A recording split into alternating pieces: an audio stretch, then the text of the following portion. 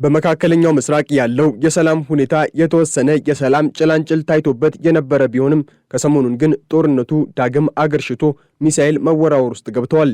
ኢራን ከሰሞኑን በእስራኤልና በቀጠናው የተወሰኑ አገራት ላይ ጥቃቶችን መፈጸሟን ተከትሎ አሜሪካና እስራኤልም በኢራን እንዲሁም የኢራን አጋር ናቸው የሚሏቸው ታጣቂዎች በሚንቀሳቀሱባቸው የሊባኖስ አካባቢዎች ላይ ጠንካራ እርምጃዎችን እየወሰዱ ነው።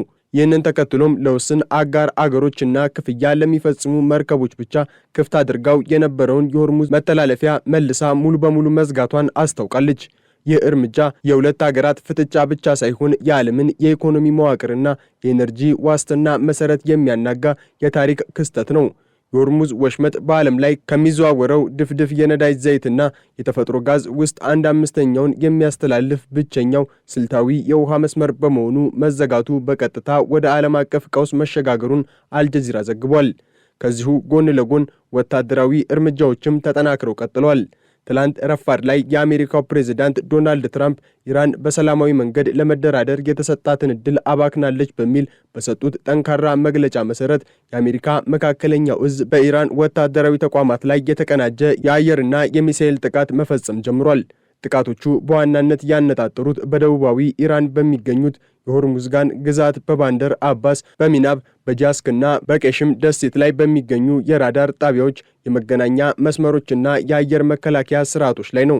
አሜሪካ ይህንን እርምጃ ራስን የመከላከል ጥቃት በማለት የገለጸችው ሲሆን ዓላማውም ኢራን በአሜሪካ ወታደራዊ ኃይሎችና በቀጠናው የአሜሪካ አጋር አገራት ላይ የምትሰነዝረውን ጥቃት አስቀድማ መክታት እንደሆነ አስታውቃለች። ሆኖም ይህ እርምጃ በቴህራን በኩል እጅግ የከፋ ምላሽን አስከትሏል። ኢራን ለአሜሪካ ጥቃት የሰጠችው ምላሽም ፈጣንና እጅግ ስልታዊ ነበር። የሀገሪቱ ከፍተኛ ወታደራዊ እዝ የሆነው ሐተም አልአንቢያ ማለዳ ላይ ባወጣው አስቸኳይ መግለጫ የሆርሙዝ ወሽመጥ ለሁሉም አይነት የባህር ትራንስፖርት ዝግ መሆኑን አውጇል። ይህ ውሳኔ የነዳጅ ጫኝ መርከቦችን ብቻ ሳይሆን ማንኛውንም የንግድ መርከብ የሚያካትት ሲሆን በወሽመጡ ለማለፍ የሚሞክር ማንኛውም አካል በኢራን ወታደራዊ ኃይሎች ጥቃት እንደሚሰነዘርበት መግለጿን መህር ኒውስ አስነብቧል። የኢራን መንግስታዊ ሚዲያዎች እንደዘገቡት ቀድሞውንም በወሽመጡ ለማለፍ የሞከሩ 2 የነዳጅ ጫኝ መርከቦች በሚሳኤልና በድሮን ጥቃት ተመትተዋል። ምንም እንኳን አሜሪካ መርከቦች አሁንም በወሽመጡ እያለፉ መሆኑን ብትገልጽም የኢራን ዛቻ ግን የዓለም አቀፍ የንግድ መርከብ ድርጅቶች ሰራተኞቻቸውንና ንብረቶቻቸውን ለአደጋ እንዳያጋልጡ በማስገደድ ስራቸውን እንዲያቆሙ አድርጓቸዋል። የግጭቱ አድማስ በኢራን ድንበርና በወሽመጡ ላይ ብቻ አልተገደበም። በዛሬው ዕለት የወጡ ዘገባዎች እንደሚያመለክቱት የኢራን እስላማዊ አብዮታዊ ዘብ በአሜሪካ ላይ የሰነዘረው አጸፋዊ እርምጃ ወደ ጎረቤት ሀገራትን መስፋፋቱን የሮይተርስ ዘገባ ያሳያል። በባህሬን የሚገኘው የአሜሪካ የባህር ኃይል 5ኛ ክፍለ ጦር መቀመጫና በኩዌት የሚገኙ ወታደራዊ ካምፖች የኢራን የሚሳኤል ጥቃት ኢላማ ሆነዋል። በባህሬን መዲና የአየር ጥቃት ማስጠንቀቂያ ሳይረኖች ሲደመጡ አድረዋል። ኩዌትም የአየር ክልሏን ለጊዜው ለመዝጋትና የጸረ አየር መከላከያ ስርዓቷን ለማሰማራት ተገዳለች። በተጨማሪም በዮርዳኖስ የሚገኘው የአሜሪካ ወታደራዊ ትዕዛዝ ማዕከል በኢራን ባለስቲክ ሚሳኤሎች መመታቱ ተዘግቧል። የዚህ ወታደራዊ ክስተት ኢኮኖሚያዊ ውጤት በዓለም ገበያ ላይ ወዲያውኑ መታየቱን ፋይናንሻል ታይምስ ዘግቧል።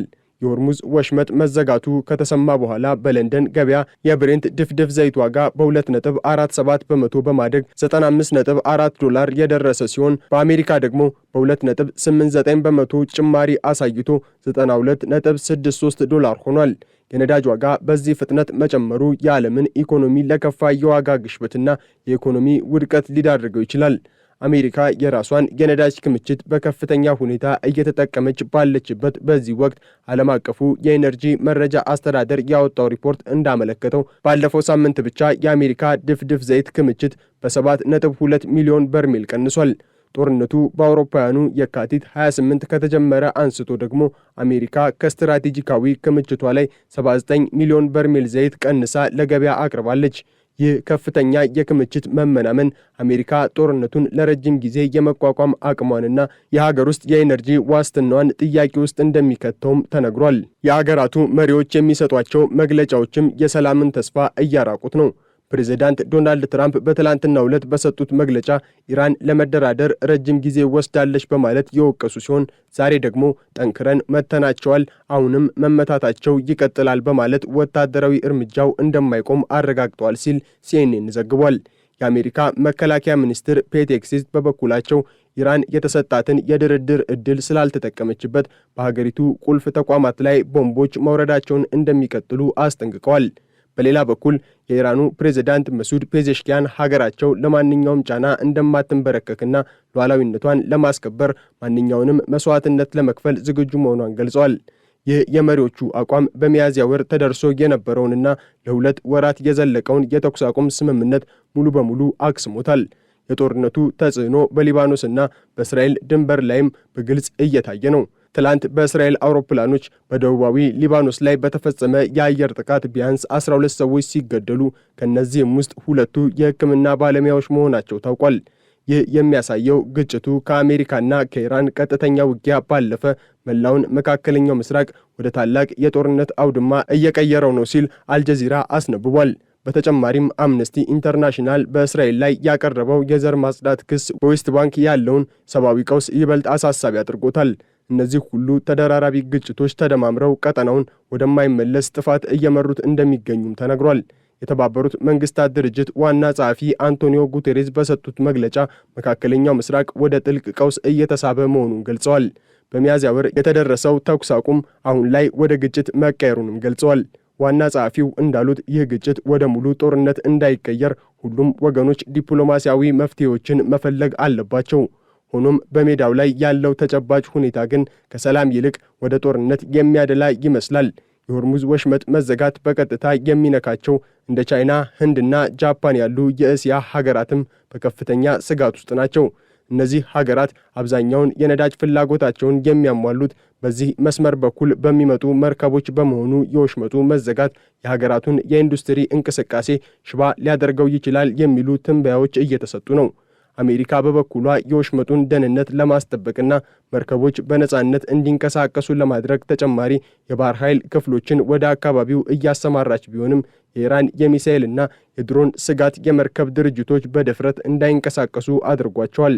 ዛሬ በወጡ መረጃዎች መሰረትም አሜሪካ በኦማን ባህረ ሰላጤ ላይ ከኢራን ነዳጅ ለማጓጓዝ ይሞክር የነበረን አንድ መርከብ ከጥቅም ውጪ ማድረጓ የባህር ላይ ወታደራዊ ትንቅንቁ ወደ ቀጥተኛ ንብረት ውድመት መሸጋገሩን እንደሚያሳይ የሮይተርስ ዘገባ ያሳያል።